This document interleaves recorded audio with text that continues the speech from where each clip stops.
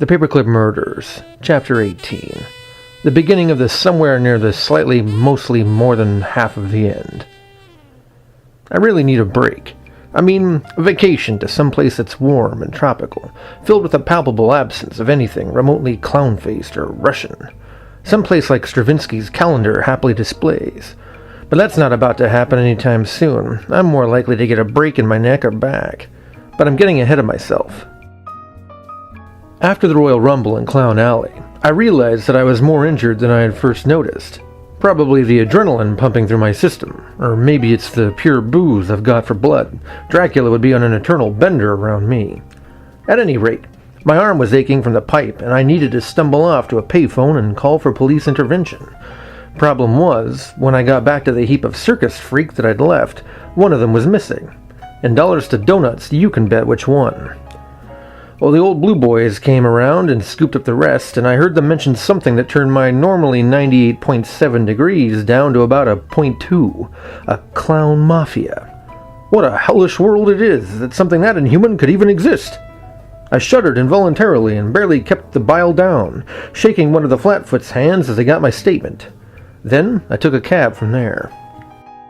The ride was long, and I had a lot to think about, but I remembered suddenly that I still needed to call Woodchuck and give him the lowdown, have him shut himself up in some place completely free of paperclips and crazy threats.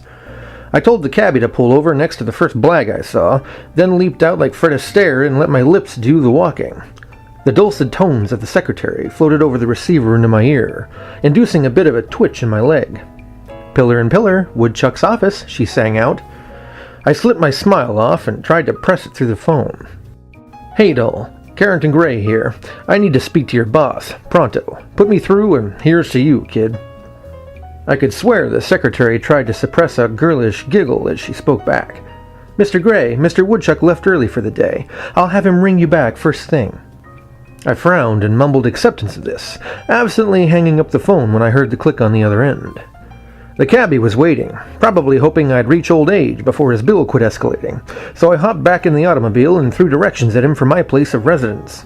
When one has been involved in high-speed chases, clown fights, poisonous paperclips, and other lunatical events, home seems like the best place to regroup. Of course, it would have to be me to entirely disprove that theory. The cab dropped me at the curb like a raven targeting a Buick, and I walked up to my door with the weariness that normally comes from a hard day's work, and from being hit with a pipe. I lifted the key to my lock, and was perturbed when the door suddenly slipped away, with one of those creaks that you only find in old horror movies, where the hero is about to be attacked by a headless badger, or whatever it is the kids watch these days.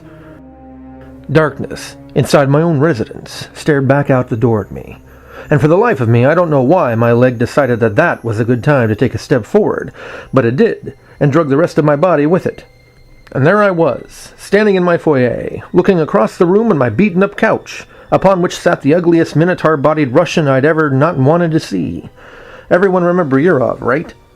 Balislavich sat beside him, cradling what appeared to be a disgruntled sledgehammer, and something's hand closed over my shoulder from a shadow behind me, gluing me to the spot. Well, ginger me running. Yurov grated through his teeth, while gnawing on a toothpick that was probably made from baby. "You don't have the money for me, eh, Gray? You must want a makeover, yes?" I could only manage a half sigh in an attempt to start explaining whatever it was I was going to try to explain, but he cut me off with a snort and stood, Balislavich with him. It was not at all a time for humor, but I couldn't help the fleeting imaginary glimpse of the both of them in leotards, dancing Swan Lake, and I nearly chuckled. The sledgehammer fixed me with a bloodshot stare, indicating it was hoping to get busy soon, and I pursed my lips. And then I heard from outside the most unlikely sound I would ever have felt relief in hearing, the tinkling music of circus freaks. I passed a look back over my shoulder through my open door to see several ice cream trucks and one of those ridiculous little clown cars pulling up to a stop in my street in front of my house, and the glimmer of an idea came to me. "Yurov," I spoke with haste. "Those clowns out there are trying to take the money I have to pay you with." Yurov's bullish eyes scanned my face, then slid past me to the clowns now clambering out of unlikely places all over the cars, and he grunted. "So? I take my money, and you deal with happy child men." I took a step back from him, crossing my threshold, and the clowns began yelling insults at me. And then I saw him, Sal Killer, amongst the 5 or 6 other wildly painted men brandishing clubs and shotguns. "You sorry son of a gun!" I yelled at him, and then for good measure, "You killed Grand Ave Sal, best sausage vendor in this burg!" From behind me I heard the intake of breath from Balislavich, and Yurov grunted again, this time sounding more inquisitive.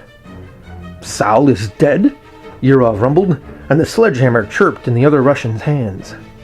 "I like that guy. Good sausages." From behind me I heard Sal Killer announce to his friends, "That's the guy put Joe in the clink!" And the air crackled with the impending cries of the Valkyries. It was simple after that. Yurov spit his toothpick out and stepped forward past me, fully onto the porch. Something did the same on his left, and Balislavich did on his right. The sight of the 3 Russian juggernauts caused some murmurs of unrest amongst the honkers, and Yurov brandished a pistol to show he meant business. They shouldn't have hurt Sal. And then I let a round loose from Retribution's muzzle, shattering the windshield of the clown car that Sal Killer was standing against, and all Hades broke loose. Guns began Morse coding themselves all over. Someone produced a Chicago typewriter for extra punctuation, and clown faces went kersplattering as the sledgehammer began screaming an old Russian war song, or maybe something reserved for weddings. It was absolutely pure hell. I dove for cover off the porch like a linebacker attempting to pulverize the quarterback, flying into the shrubbery as bullets perforated the walls of my humble abode and painted epitaphs in the air behind clown and Russian alike.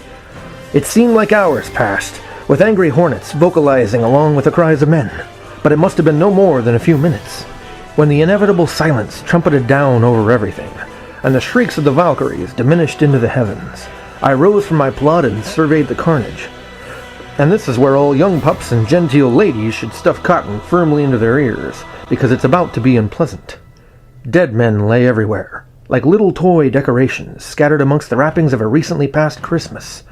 Blood mingled with glass, and a few dying groans were weakly heard as I approached the mangle of flesh and automobile. Behind me, I heard a neighbor shout through his window, "I'm a-calling the police!" But I wasn't listening. Yurov was curled over himself in a puddle of his own life, breath just about non-existent, and as I crouched to get a better look at him, his eyes rolled lazily in my direction. His lips flapped like they were rehearsing some long-forgotten speech, and about the only thing I got out of him was, "My money." I shook my head and stood. Poor Rusky would never see his hard-earned cash now. Dead men don't spend. I looked for Sal Killer, passing Balislavich slumped over the hood of the clown car, and something behind me up on the porch steps. And then I found him, cradled against the wheel of one of the trucks they brought. He should have been able to breathe a lot easier with all those extra holes in his chest, but the sound was ragged and forced. As pale as he was, his face got even more pale when he saw me, looming over him like the ghost of Christmas Never. He had a couple of minutes tops, and I'm not proud to say it, but I didn't forget to ask him questions this time. And I asked him hard.